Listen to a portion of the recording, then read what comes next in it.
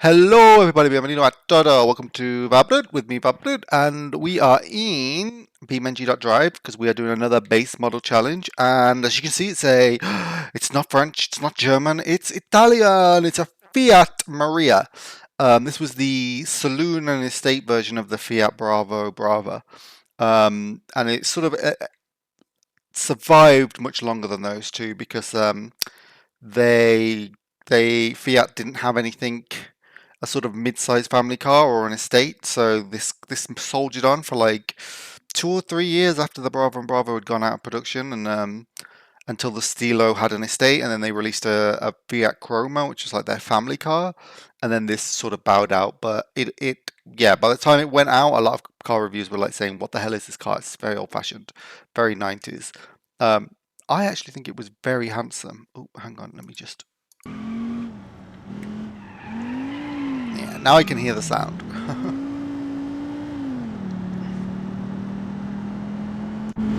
So let's go. So yeah, this is some 90s Fiat action. But I did actually think the styling of the Brava and the Marea and the Marea Weekend was really nice. I think they had a really sort of like very soft 90s. But I think they were high points of Fiats from the 90s. I mean, Fiat, their 90s range was very sort of all over the place. This car is absolutely appalling to drive. They were, it's like the Sierra but fast and front wheel drive, so understeery.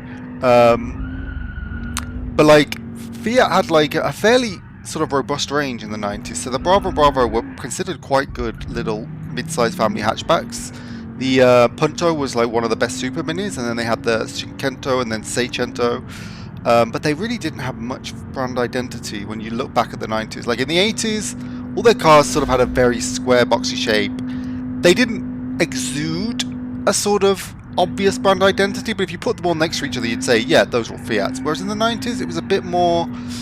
Each car seemed to be designed in its own, to like achieve its own thing. So there wasn't really that much family resemblance between, say, a Punto and a Bravo. The only real family resemblance there ever was between, say, the Brava, and Marea. And then, like, again, if you put like a Seicento next to a Brava or a Fiat Coupe, you would. Wow, this car is atrocious. It's like it's so bad that it can't just be a terrible reskin of a Pessima. Someone's really gone to efforts to try and make this handle in its own specific way. I don't know if maybe it doesn't have any traction control or anything. I mean, I assume early noughties, or late 90s, this would have. Well, maybe not. It is a base, and it's a Fiat. But this really is terribly balanced. I don't know if the real car was. I wouldn't be surprised. It's like the saloon versions of family hatchbacks were often not necessarily recalibrated to drive well, because they were aimed at generally older buyers in Western Europe who just preferred saloons, or sort of developing markets where saloons are just considered better. I mean, nowadays they don't even sell booted versions of family hatchbacks in Western Europe. They're very much aimed at, like, I think the last vestiges of them in Europe are Turkey, and maybe Eastern Europe, where saloons still have a sort of like cachet among buyers. But Western Europe is fully in on hatchbacks, and not even hatchbacks anymore. It's all about SUVs. The family hatchback has died. Like the Focus is, I don't know if it's still in production, but they don't have a family hatchback to replace it. I think Stellantis are the last ones really keeping it alive with the Astra and the 308, and even the Citroen C4 is not a hatchback anymore. It's an SUV basically. I mean, it's styled as a hatchback, but it very much has a very high seating position and is jacked up off the floor.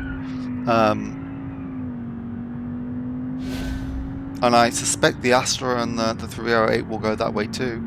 And Renault don't make the Megane anymore. Well, they have an electric version of it, but that again styled very much like an SUV.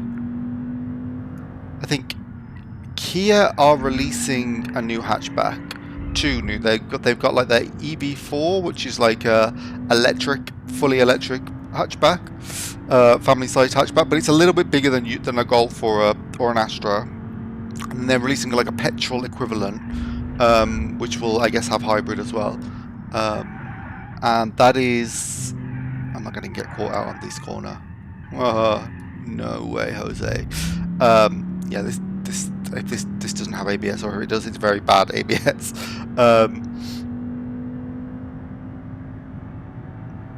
So yeah, Kia are holding that up. I don't know if Hyundai have any plans for. I think maybe I saw a new version of an i30 coming. But yeah, even the Golf doesn't really sell in big numbers anymore. It's not like like 20 years ago, everything was on the 5-door family hatchback. Everything rode on it. It was like you lived or died by whether you can compete. Like, it is literally that brand, that sort of sector that pushed Hyundai and Kia to design really European specific cars. So like they obviously, the Ceed and the i30 were like the cars they really threw everything at. And like to a lesser extent there was like the large family car market, but that was already, even 20 years ago, that was starting to die. So you obviously had the i40 for Hyundai, and then the Optimus, was it, for Kia?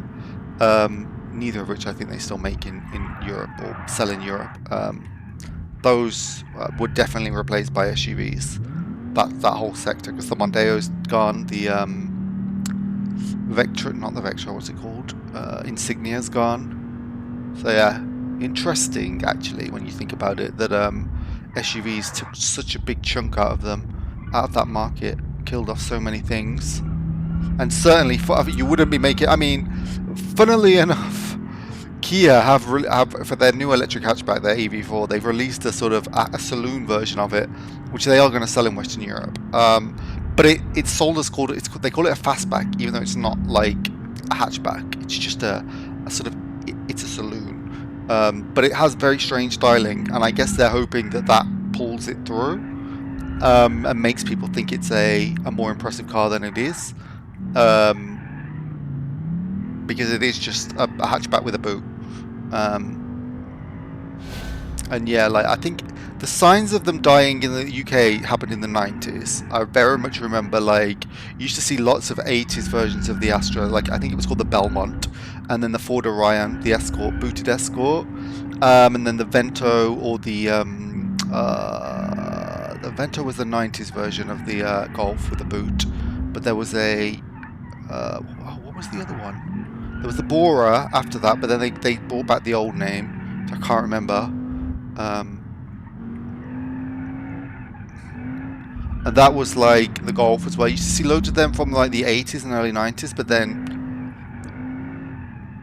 Boras you didn't see much of, and then you didn't see much of the certainly the Astra from the 90s. 5th gen, was it? The one that looked like a mini Vectra. That one you didn't see, you saw hardly any saloon versions of, and the Focus saloon as well, very rare compared to the hatchback. And then they just started dying very quickly from there. I think that was the last Astra saloon they sold in the UK. The one that came after, they didn't sell that saloon version in the UK. And the Jetta, that's it, Volkswagen Jetta. I don't know if they did sell the Jetta. They did carry on selling the Jetta in the UK for a bit. And the Focus, I think the 2nd gen had a saloon that was sold in the UK, and then the 3rd gen, no, they cut that off. They never sold that version in the UK. And yeah, even in, say, in sort of other parts of Europe where saloons were considered sort of more highly regarded, so like Southern Europe, they still had some cachet. Okay, photo mode.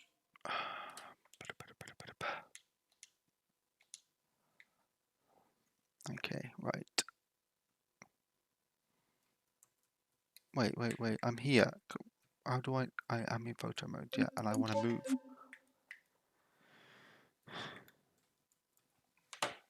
Now, I could move the other day, navigate.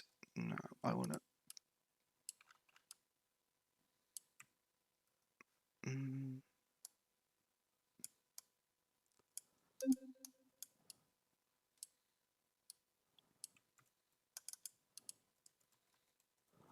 Why can't I move? Oh, for fuck's sake, you piece of shit. Now, finally. Oh, actually, that's actually quite a good action shot. But it's going to cost me a few seconds. Costly. Oh well. Oop, oop, oop, oopa. Oh, I need the grid. Where's my grid? Where's my grid? Yeah, there we go. I want smart autofocus, but I want the aperture up, and I want the far blur strength up. I think that looks nice. I think that looks nice. I mean, it looks very Alias, but I just don't think that's a very good model of a car. So,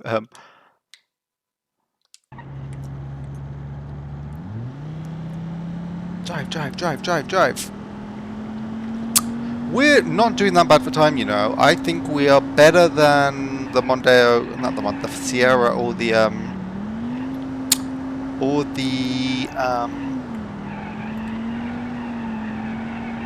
what's the other one? Oh, the Megane.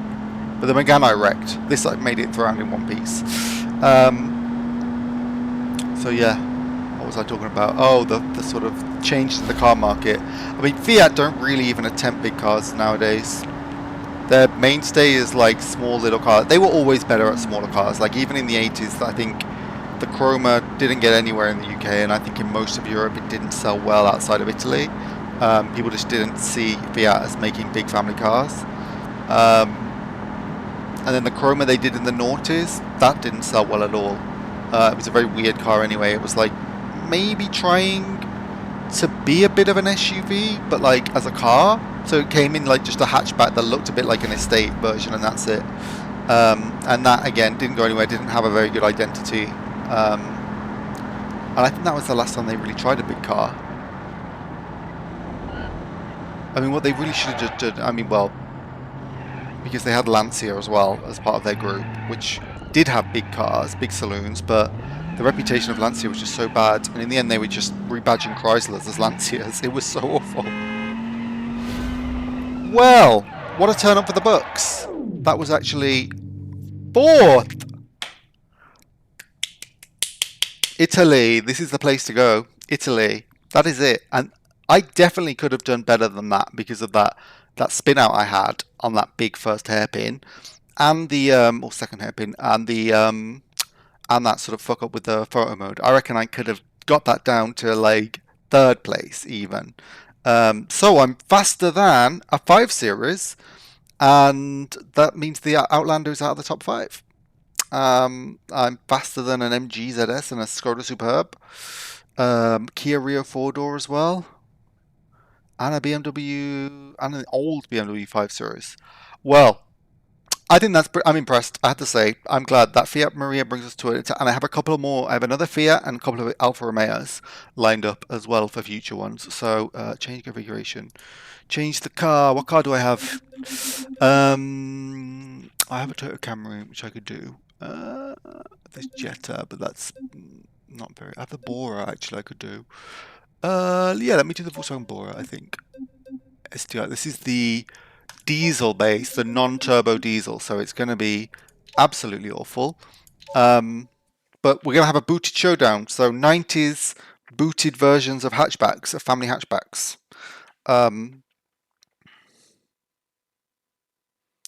Yes, we shall see.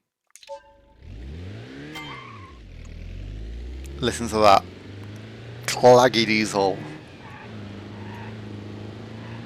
So yeah, Volkswagen very much, even though they got famous for their turbo diesels in the 80s, and even though they sort of spearheaded reintroducing diesel, or like making diesel a viable product in the US with turbo diesel, they still maintained for a long time, till the sort of mid 2010s, base model diesels that had no turbo, that were just very bog standard diesels there, and they called them the SDIs. The TDI was the turbo diesel. I have no idea what the S stood for in SDI. Now the Bora should be quite good because it's a Golf, but just with a boot. So it should have good driving dynamics, and it drives much nicer than the Marea, I can say that for sure. Much more planted on the road. Sounds horrific. That engine is disgusting, and it also feels very slow.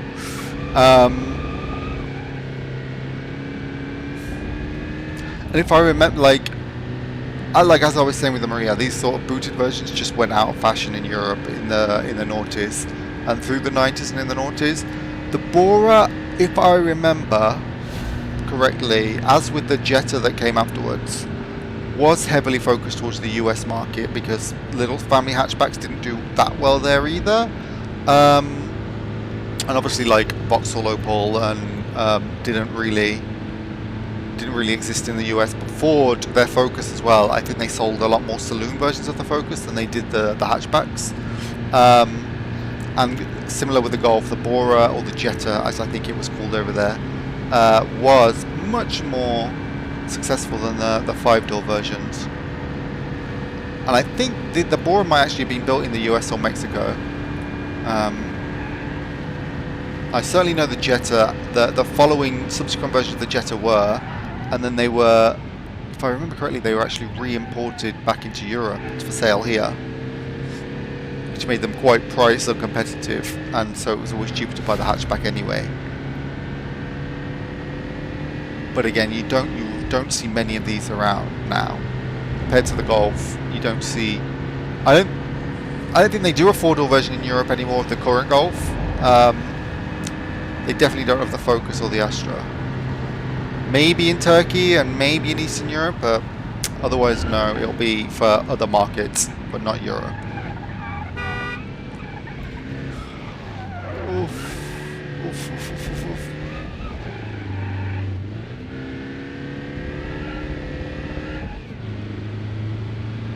But the Jetta is famous for, in the US now, for tainted by the diesel emission scandal. That was such a big deal, but actually very little, nobody really paid any big price for it in Europe because the car manufacturers are just too important. But Volkswagen spearheaded a lot of bullshit with their basically designing car software to be able to understand when it was being tested and just reduce the emissions. And so their diesels were like, hey, these are just as efficient as every other car, and it was all a lie.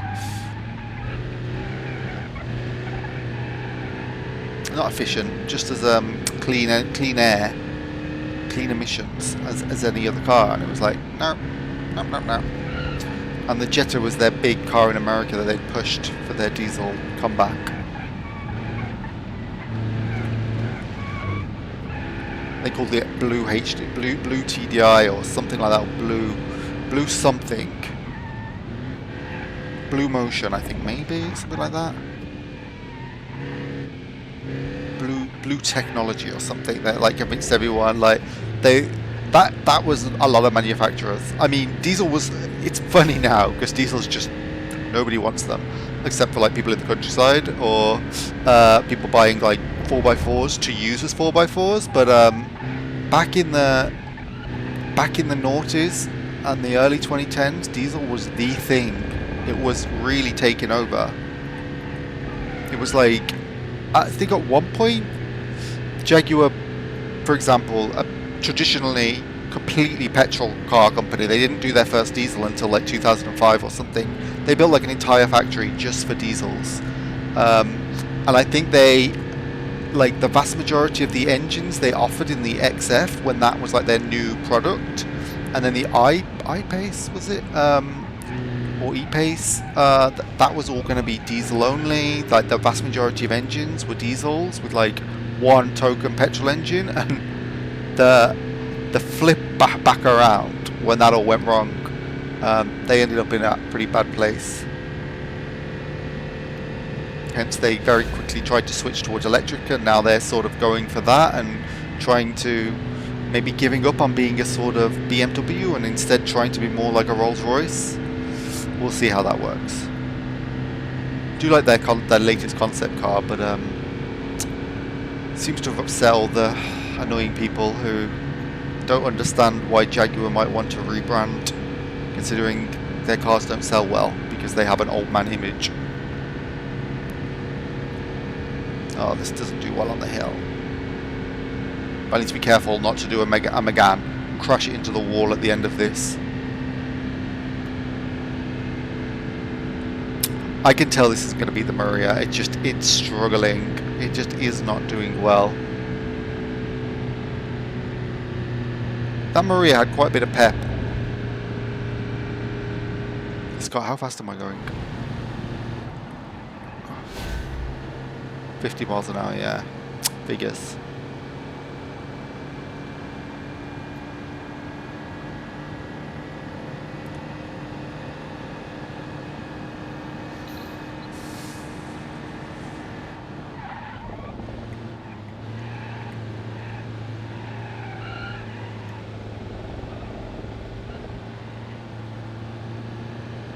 I will say though, I think I drive better with this controller that I have, which is an 8-bit DO 3C or something. And it's super cheap if you get the wired one, which I got because I don't need a wireless when I play on PC, because I sit right in front of the screen. And it was only like 20 quid or something, but it's really good. The sticks and the triggers just feel like they have a lot more range than an Xbox controller. Feels very solid, and it's a nice weight as well. Light, doesn't have a battery in it. I mean, I guess the Bluetooth version will be quite will be heavier because it'll have a battery. But this one is it's light but sort of chunky as well. Works well, and it also has a couple of extra buttons. It has a couple of extra shoulder buttons and a couple of extra face buttons that you can sort of, if I wanted to have a manual, for example, drive manually, which I might actually start doing at some point. Because I have done that before when I was learning to drive. I was trying to use this as a sort of, how do you change, when do you know to change down gear? But I think it would be nice, because the default controls I think put it on the A and the X button if you want to shift up and down. Whereas I would want a button specifically for reverse gear. I don't mind shifting up and down the gears, like using a controller sequentially, like going 1, 2, 3 up and down, because oh, why have I gone into neutral?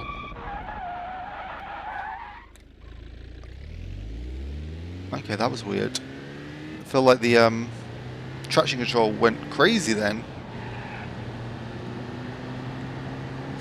Well, that's cost us a few seconds, but like I said, I don't think I'm aiming for top 5 with this car. It's very, it just isn't, it's not accelerating very fast. I don't think I've gone over 70, to be honest. It doesn't feel like I've gone over 70. And I think I'm about a minute behind where I was with the Marea at this point, because I'd hit that last hairpin where I took the picture by this point. Oh no, right, yeah. So yeah, I think I'm going to get more like a Renault Megane or a what was the other car I did? For God's sake, Ford Sierra type score with this one.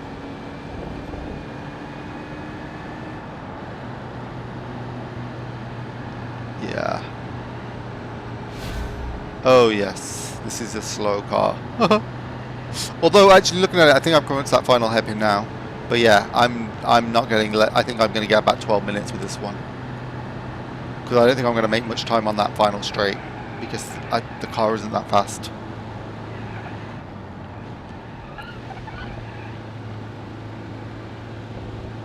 But hopefully on this time I'm not going to screw up the photo mode though. So okay, right. Photo.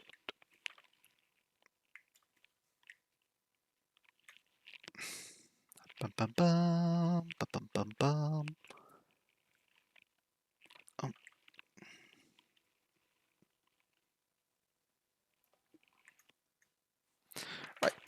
field of view.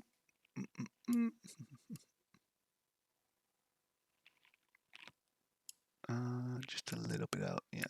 There we go. And far blend.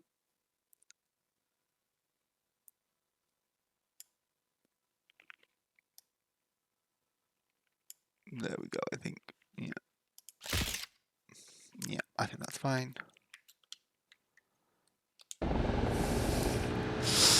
Now let's see. Let's go to this final straight. But yeah, we're already at nearly 10 minutes.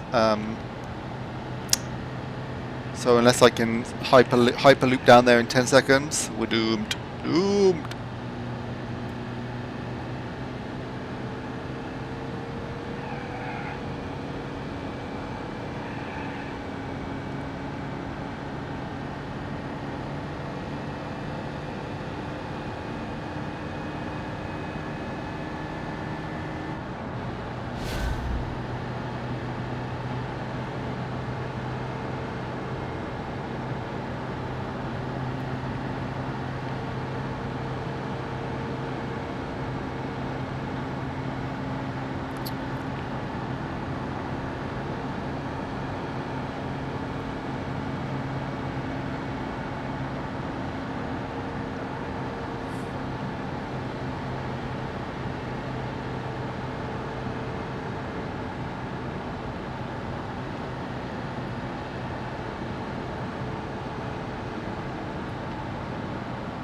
Oof.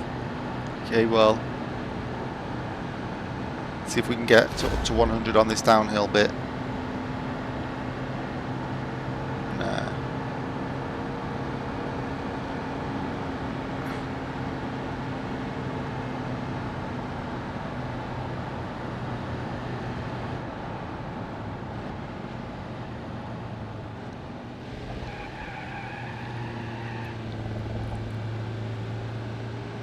Okay, well, we might be 12 minutes then.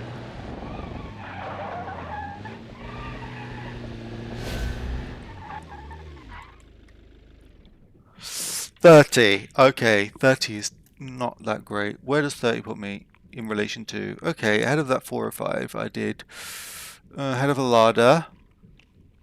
Ahead of the base model Dacia. That was either the Series 1 or Series 2. Series 2 or Series 3. Renault Clio.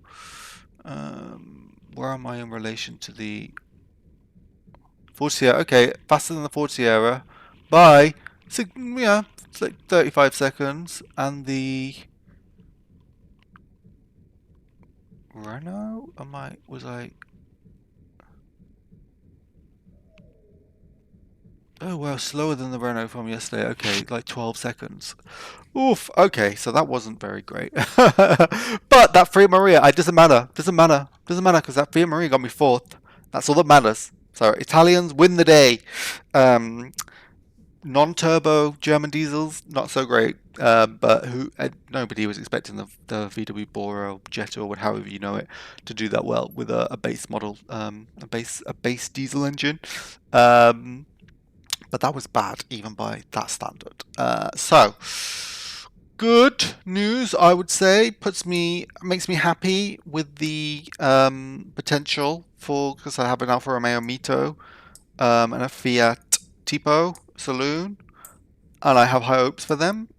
So we'll see. Maybe we'll get some more Italians into that top 5, and yeah, see if I can do anything with any of the other mods I've got. Still looking for others, but yeah. So thank you for watching, and I'll bid you goodbye. Hasta luego.